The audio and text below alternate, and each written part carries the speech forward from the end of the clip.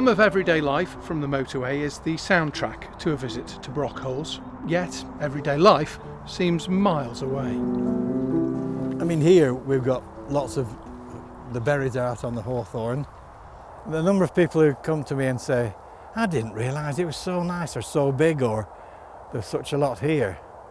I did a count of things that have been recorded here, flora and fauna, and it amounted to well over 2,500 different species of different things.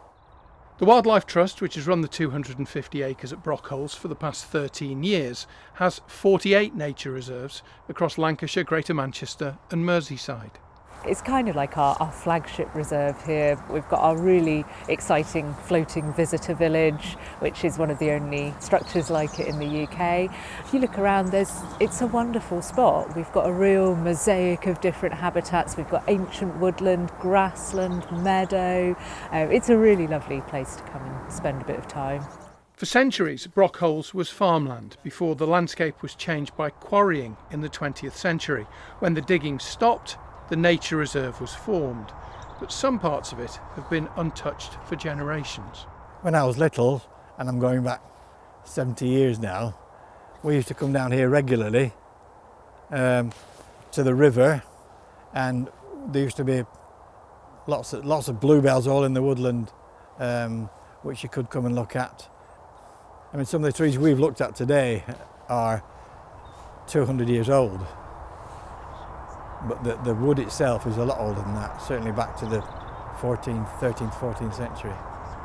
We're losing our ancient woodland in the UK at a really alarming rate, so every little pocket, every little fragment that remains is really precious. I didn't think I'd get excited about fungi. I recently saw these while walking the dog. I'd never seen them before. They're collared earth stars. Jim was quite excited. They don't have them at Brockholes, but they do have lots of others. This is candle snuff fungus.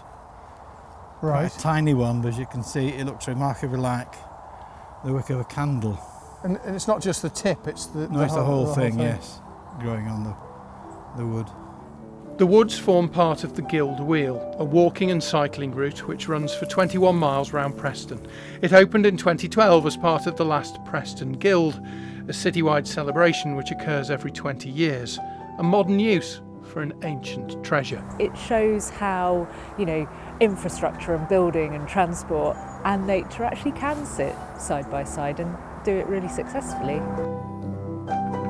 The Brockholes Nature Reserve is open from 6 in the morning to 9 at night, 7 days a week. It costs £5 to park. And although you're so close to so many people, you'll never feel like you're part of a herd. Roger Johnson, BBC North West Tonight.